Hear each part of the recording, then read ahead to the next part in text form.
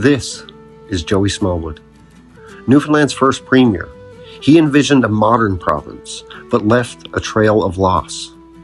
His disdain for coastal culture and worship of progress blinded him to what made Newfoundland special, devastating 300 communities and 30,000 lives. Smallwood's push for confederation with Canada in 1949 reshaped Newfoundland's destiny.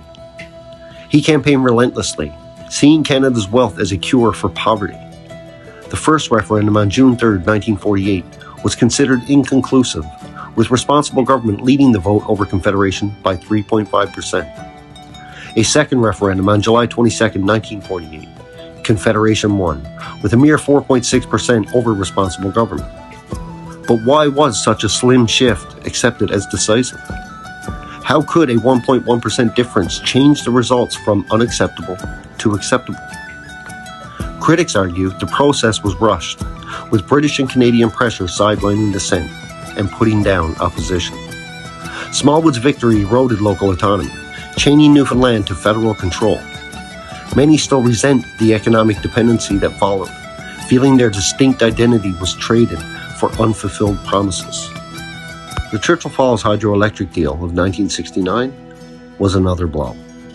Smallwood saw Labrador's power as an economic savior, but signed a contract selling electricity to Hydro-Quebec at a fixed low rate until 2041. With no transmission route without Quebec's cooperation, he had weak leverage, yet he rejected federal aid or nationalization, which was the route of the Quebec government, giving them the upper hand. As energy prices soared, Quebec amassed billions while Newfoundland scraped by.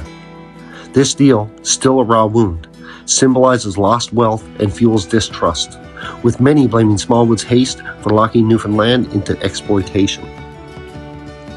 Most tragic was Smallwood's resettlement program, uprooting 30,000 people from 300 coastal communities in just 2 decades.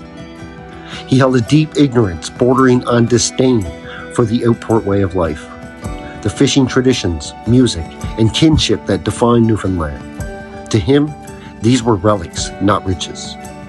His religion of progress, roads, schools, and hospitals, blinded him to our cultural heartbeat.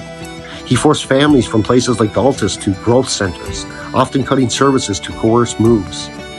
Homes were floated across bays or left abandoned. Promised jobs rarely appeared. This wasn't modernization, it was cultural erasure.